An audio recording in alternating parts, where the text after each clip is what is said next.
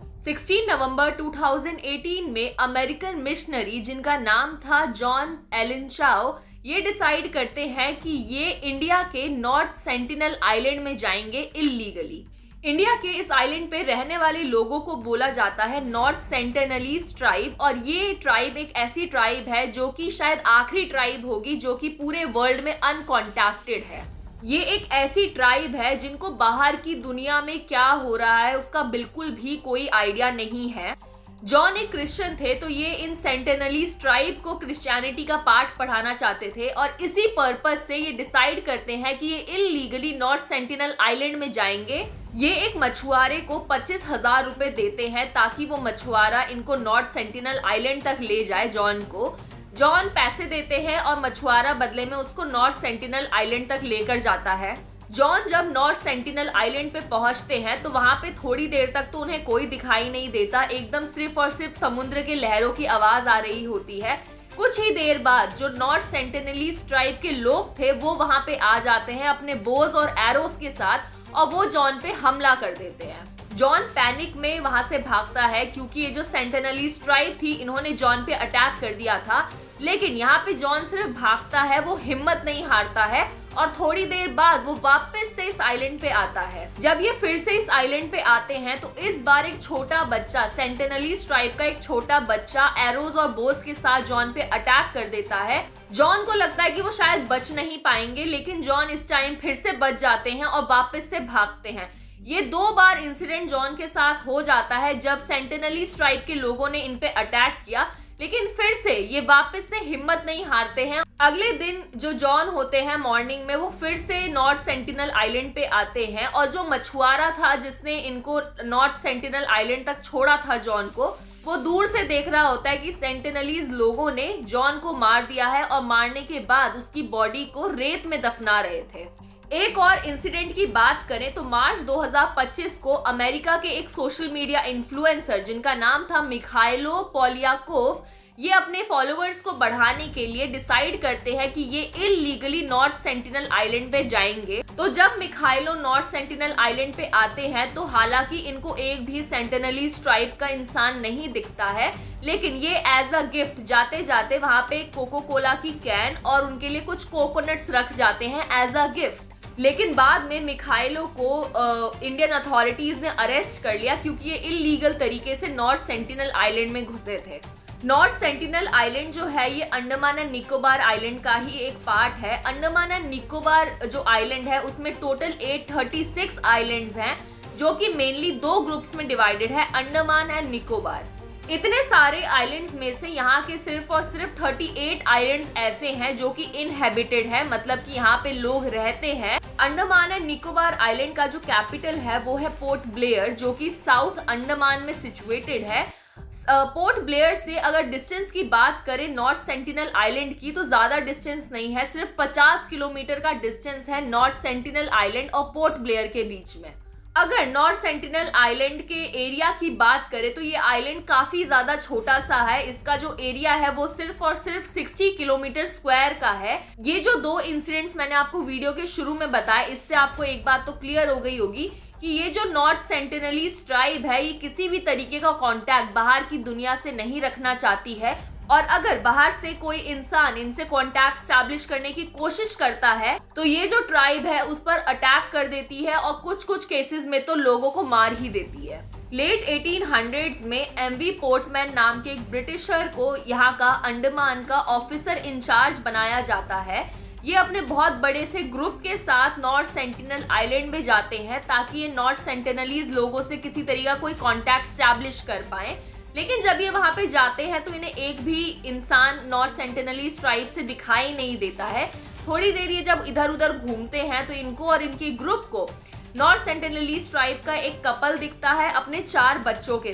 Portman जो होते हैं वो इस एल्डरली कपल को और इन 4 बच्चों को जो कि नॉर्थ सेंटिनलीज ट्राइब के थे इनको किडनैप कर लेते हैं ताकि इनका बिहेवियर को स्टडी कर पाए और इनको एनालाइज कर पाए। और किडनैप करने के बाद ये एमवी पोर्टमैन जो होते हैं इनको किडनैप करने के बाद अपने घर पोर्ट ब्लेयर ले जाते हैं।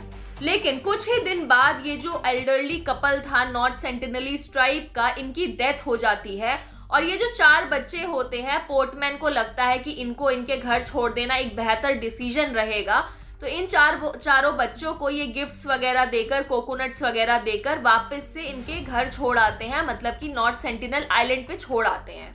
लेकिन यहाँ पे जानने वाली बात ये है कि इन चारों बच्चों ने, क्योंकि ये पोर्ट ब्लेयर में इनके साथ रहे थे, पोर्टमैन के साथ रहे थे, तो पॉसिबल चांसेस है कि इन्होंने भी, ये जो चारों बच्चे थे, इन्होंने किसी तरीके का कोई ना कोई डिसीज जो है वो अक्वायर किया होगा अपने बॉडी में, और जाकर, मतलब कि वापस से जब इनको छोड़ा गया तो वहां पर जाकर भी इन्होंने आइलैंड पे बहुत सारे डिसीजेस को स्प्रेड किया होगा नॉर्थ सेंटिनलीज ट्राइब्स के बीच में।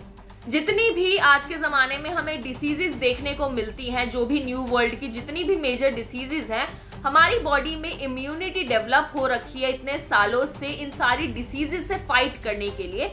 लेकिन वहीं अगर हम नॉर्थ सेंटिनलीज लोगों की बात करें, तो क्योंकि ये पूरे वर्ल्ड से कट ऑफ हैं, तो इनकी बॉडी में इन डिसीजेस से लड़ने की इम्यूनिटी ही नहीं है।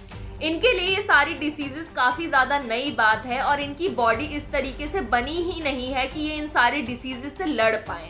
ये पोर्टमैन वाला एक जो इंसिडेंट है, ये हो सकता है पॉसिबल रीज़न हो कि क्यों नॉर्थ सेंटिनलीज ट्राइब जो है वो बाहर के लोगों के लिए इतना ज़्यादा वॉयलेंट एटीट्यूड रखती है।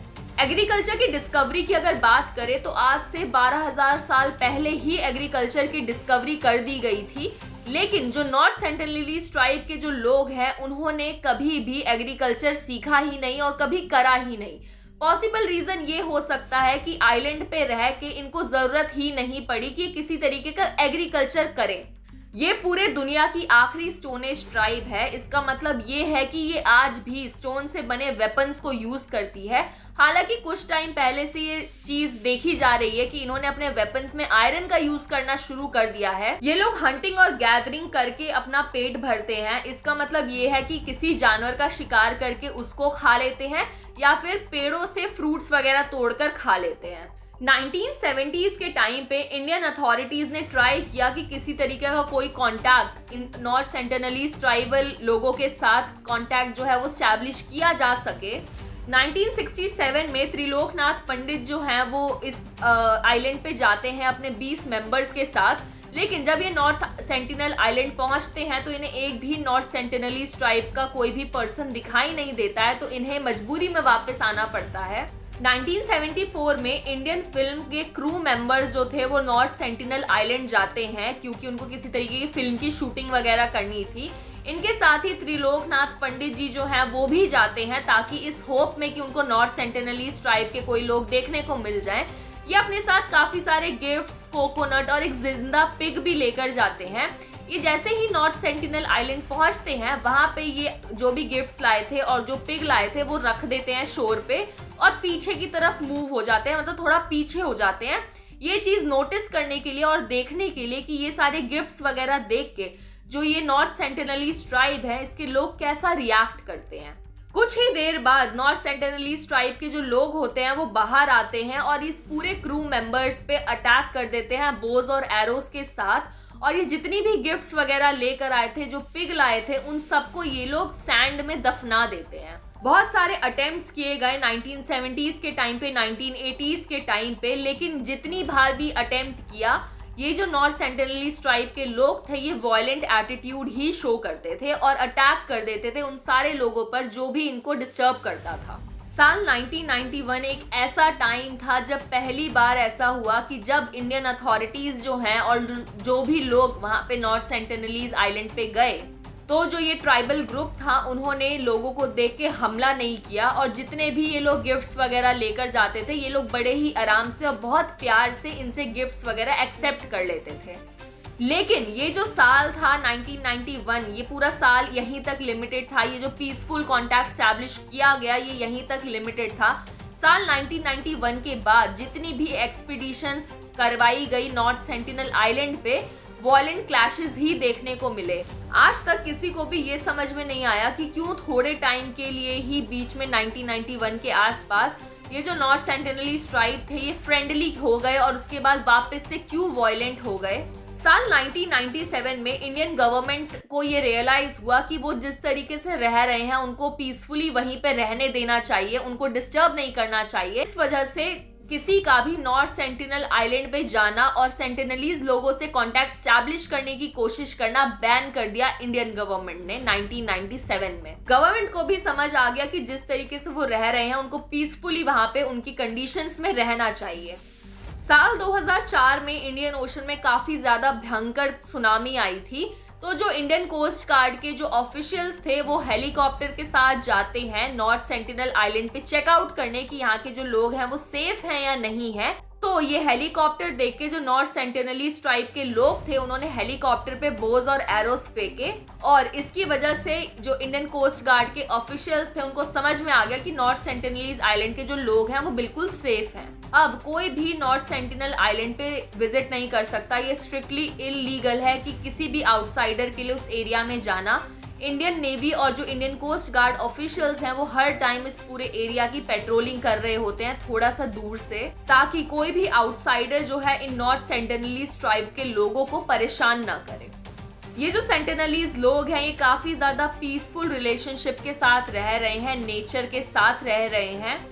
इन्होंने किसी भी तरीके का कोई भी पेड़ पौधा कट नहीं किया है इतने सालों से। ये बहुत सस्टेनेबल तरीके से और बहुत पीसफुली अपना लाइफ जो है नेचर के साथ बिता रहे हैं। नेचर के साथ इतने ज्यादा सस्टेनेबल तरीके से रहना इनकी सबसे ज्यादा यूनिक क्वालिटी में से एक है। आप अपने व्यूज बता सकते हैं कमेंट्स में कि क्या इनको मॉडर्नाइज करना चाहिए गवर्नमेंट को, या फिर इनको इनकी कंडीशन पे छोड़ देना चाहिए। जिस तरीके से ये पीसफुल लाइफ जी रहे हैं उस कंडीशन पे इन्हें छोड़ देना चाहिए।